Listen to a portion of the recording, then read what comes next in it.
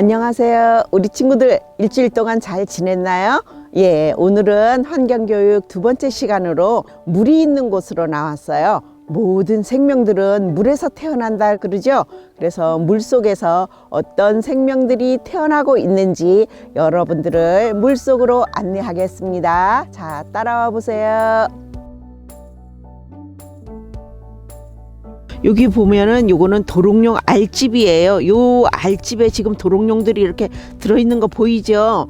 근데 얘는 이제 조금 있으면 여기서 깨어나갈 것 같아요. 그래서 도롱뇽 한 마리가 알을 낳으면은 이런 거를 이렇게 소시지처럼 길게 한 7개나 8개 정도 이렇게 알을 낳거든요. 근데 개구리는 알을 낳으면은 우리 친구들 이렇게 논에 개구리 알 봤죠? 어떻게 알을 낳는가 하면은 우리 친구들이 막 배가 아파서 화장실 막 뛰어가서 딱 앉으니까 부지직하고 똥이 나오죠. 이렇듯이 우리 사람들 설사하듯이 알을 낳아요. 근데 거기에 한 6,000개, 7,000개 정도의 알이 들어있대요. 근데 그 중에서 6,000개, 7,000개 중에서 다음에 개구리가 돼서 다시 알을 낳으러 올 수 있는 개구리는 한 마리가 될지 두 마리가 될지 모르죠. 이거는 자연의 몫이에요. 이렇듯이 도롱뇽도 이렇게 알집이 있는데 도롱뇽은 알집을 만들어서 알을 낳아요. 그래서 개구리하고 도롱뇽하고 누가 더 진화된 것일까요? 한번 생각해 보세요. 그렇죠? 얘는 작게 나서 더 잘 보호를 하는 거죠. 그리고 개구리는 많이 낳고, 그런데 개구리는 이렇게 알을 나누면은 새들에게 먹힐 수도 있고 다른 동물들에게 물속 생명들한테 잡혀 먹을 수도 있어요. 근데 얘는 더 잘 보호를 하는 거죠. 그래서 도롱뇽이 개구리보다 조금 더 진화됐다고 볼 수가 있는 거죠.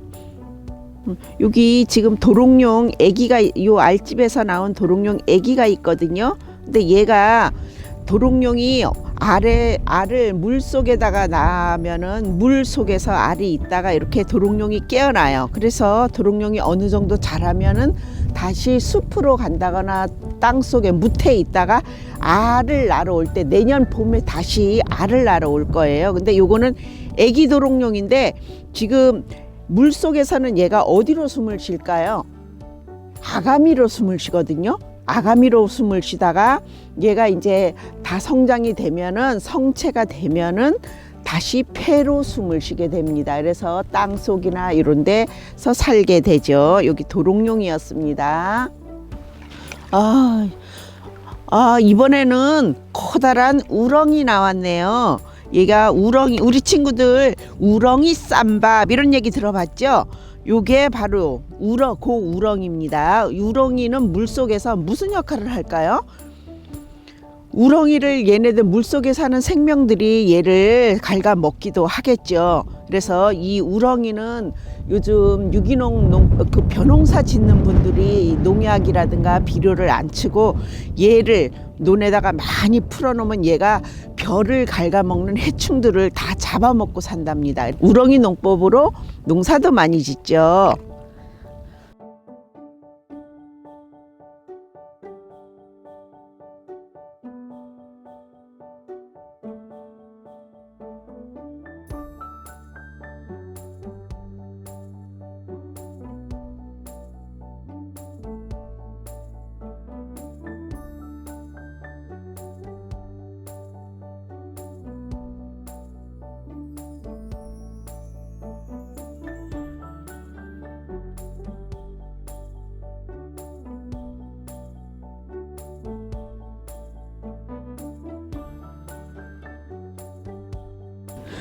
올챙이가 아주 활발하게 움직이고 있죠. 올챙이 꼬리는 무슨 역할을 할까요? 얘가 이렇게 다닐 때 방향을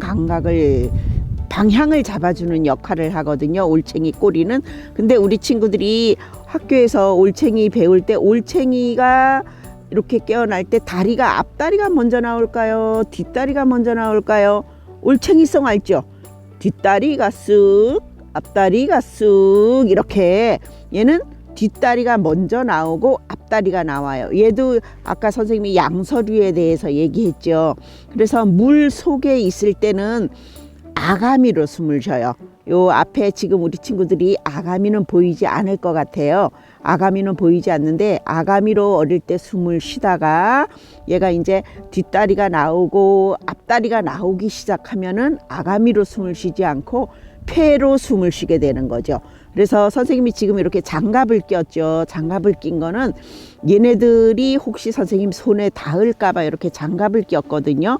근데 우리 사람들은 36.5도죠. 그래서 여 36.5도에서 온도가 조금 더 올라가면은 우리가 열이 난다고 약을 먹거나 병원에 가고 그래요. 근데 얘네들은 변온 동물이에요. 변한다는 것은 온도가 자꾸 변한다는 거죠. 그래서 오늘을 날씨가 굉장히 춥거든요. 그래서 오늘처럼 날씨가 추우면은 자기 몸의 온도를 낮추는 거죠. 그리고 여름이 됐다, 날씨가 덥다 이러면은 자기 몸의 온도를 높여요. 이래서 온도를 자꾸 이렇게 변해요. 그래서 변온 동물이라고 하는데 선생님의 36.5도라는 체온이 얘네들을 지금 이렇게 딱 만져요. 그러면은 밖에 날씨가 춥기 때문에 얘네들은 36.5도를 딱 갖다 대면은 어떻게 될까요? 뜨거! 이러고 깜짝 놀랄 수가 있겠죠. 그죠? 그래서 선생님이 맨손으로 안 만지고 혹시라도 손에 닿을까봐 이렇게 장갑을 끼웠답니다. 그래서 올챙이들이 굉장히 귀엽죠? 여기에 보면은 올챙이가 잡혀 나왔는데 올챙이 사이에 이렇게 얘는 옆으로 이렇게 기어가고 있어요. 얘는 뭘까요? 얘는 옆으로 이렇게 기어다닌다고 해서 엽새우라는 이름이 붙었어요.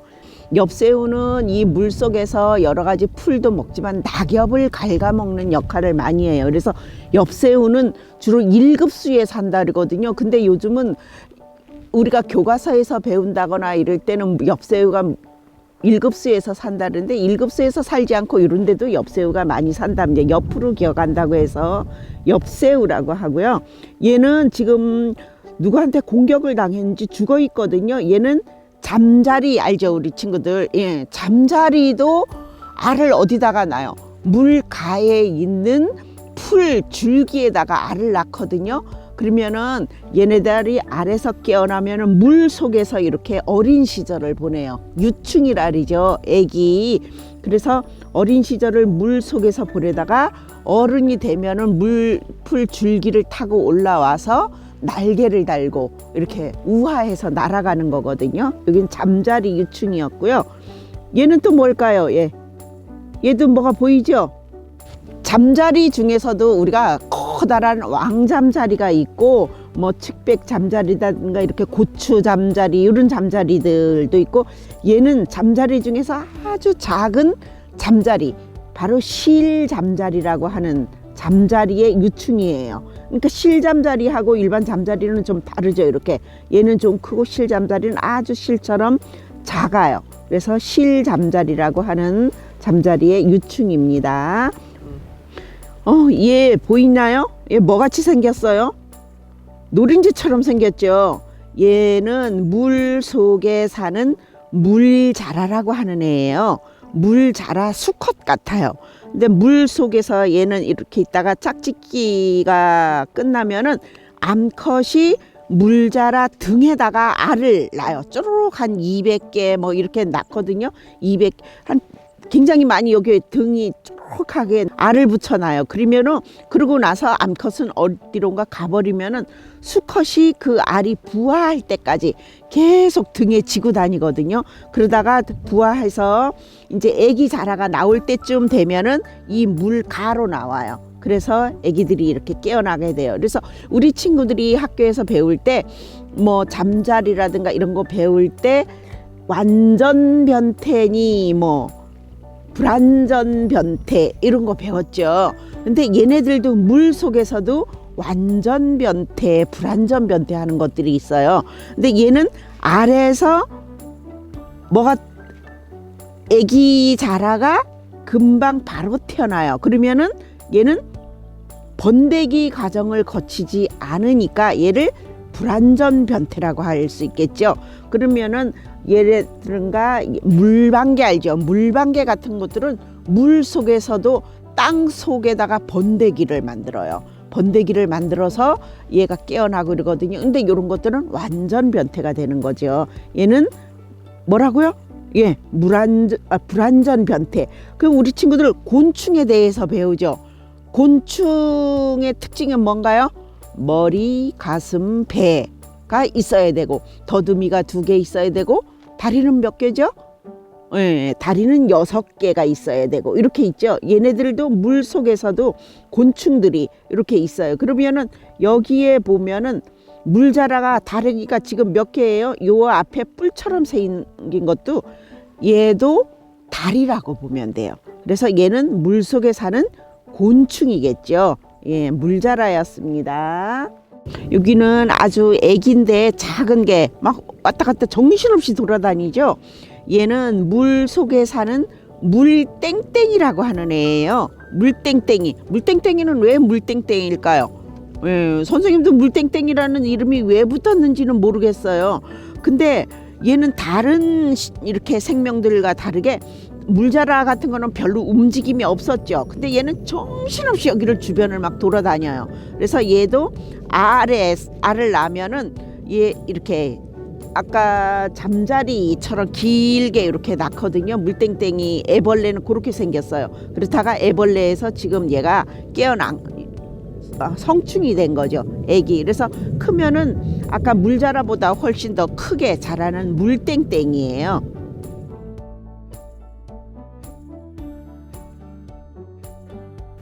여기 친구들 요거 까만 거 점 같은 거 보이나요? 예. 얘 뭘까요? 이렇게 하면은 여기 몸을 폈다 줄였다 하면서 몸 여기서 살거든요. 물 속에서. 거머리 아세요? 우리 친구들? 예, 거머리 말은 들어봤죠.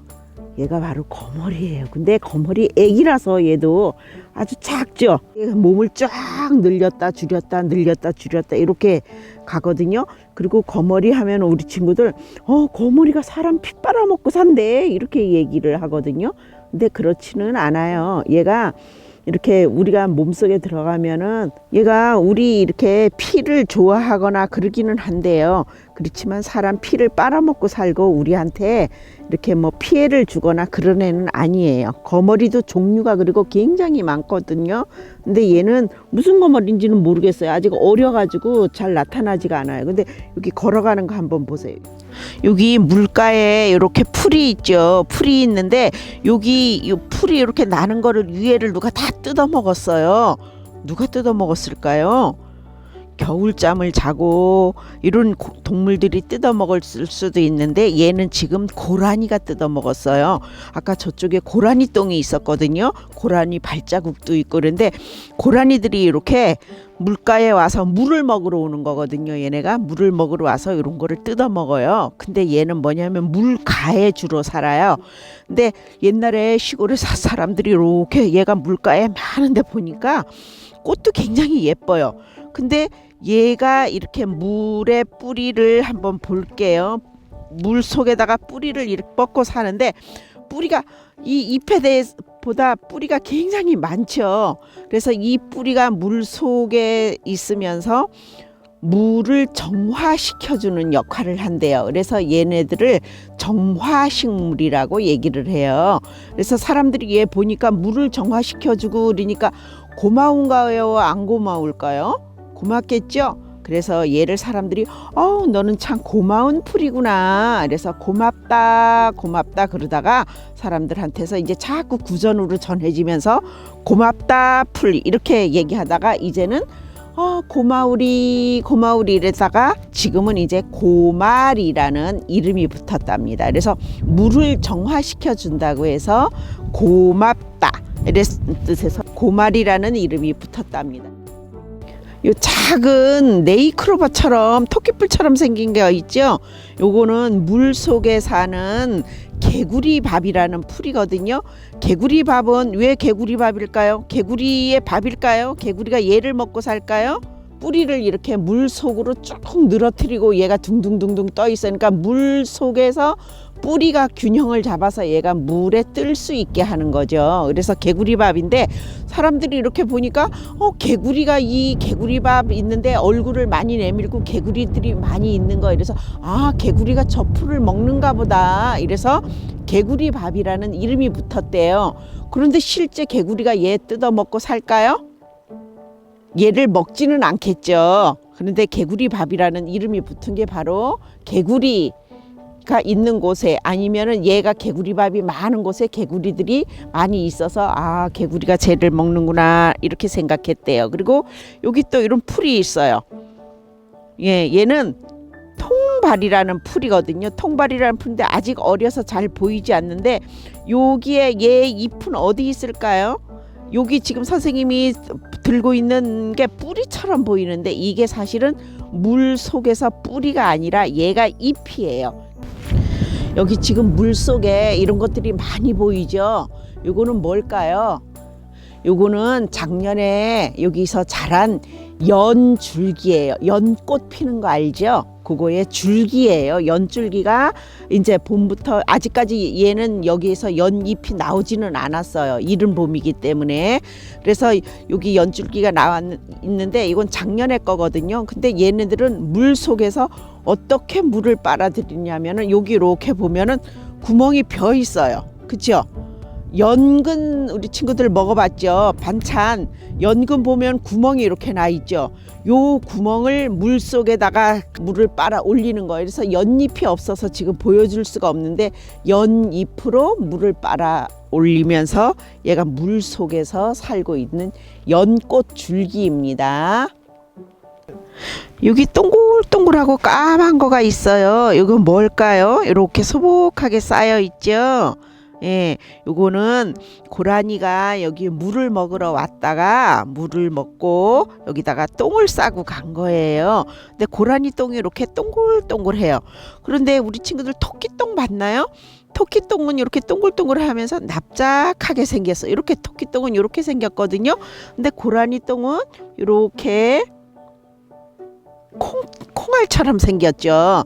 근데 여기에 똥을 보면은 우리 잡식성 동물들은 똥을 넣을 때 소시지처럼 길게 넣어요. 우리 사람도 잡식성이죠. 초식도 풀도 먹고 고기도 먹고 잡식성이에요. 근데 이렇게 초식, 토끼라든가 고라니 이렇게 초식 동물들은 똥을 이렇게 동글동글하게 넣는답니다. 그러면은 이 똥에서는 어떤 냄새가 날까요? 얘네들은 뭐를 먹고 살았어요? 풀을 먹고 살았죠. 그래서 풀 냄새가 나겠죠. 이렇게 고라니 똥이 여기 소복하게 있네요. 고라니가 아마 아침에 물을 먹으러 왔거나 저녁에 물을 먹으러 왔을 거예요. 낮에는 얘네들이 사람들이 주변에 많이 있을 수 있으니까 잘 안 나오고 사람이 없는 인적이 뜸한 틈을 타서 여기에 물을 먹으러 온 것 같아요. 여기 부지런히 이렇게 쫓아다니는 요거 보이나요, 우리 친구들? 얘는 우리 친구들이 다 아는 곤충이죠. 뭘까요? 소금쟁이죠. 소금쟁이에요. 근데 왜 얘네들은 어떻게 물 속에 이렇게 떠서 살 수 있을까요? 얘네들은 소금쟁이는 다리가 있는데 다리 끝마다 이렇게 기름 성분이 나온대요. 다리 끝에서. 그래서 우리 친구들 물에다가 기름을 한 방울 떨구면은 기름이 동동 뜨죠. 그런 것처럼 다리 끝 부분에 기름 성분이 나오기 때문에 물에 동동동동 뜰 수가 있대요. 그리고 아주 몸을 최대한 몸무게를 줄이는 거예요. 그래서 물에 이렇게 동동동동 뜰 수 있답니다. 그래서 물속 생물 하면은 제일 먼저 우리 친구들이 생각나는 게 아마 소금쟁이일지도 몰라요. 소금쟁이를 모르는 친구들은 없으니까. 그래서 물속에서 이렇게 살아가는 소금쟁이입니다. 우리 친구들 물속에는 어떤 생명들이 살고 있는지 잘 보았나요? 그런데 아직 날씨가 추워서 그런지 많은 생물들이 나오지는 않은 것 같아요. 그런데 오늘 본 것만으로도 물속 구경을 잘 했죠. 이렇게 물속에서 여러 생명들이 태어나고 있답니다. 오늘은 이렇게 물속 생명들을 보았고요.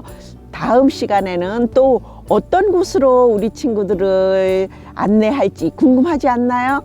예, 선생님이 일주일 동안 잘 보고 우리 친구들을 또 새로운 곳으로 다음 시간에 안내할게요. 다음 시간에 만나요.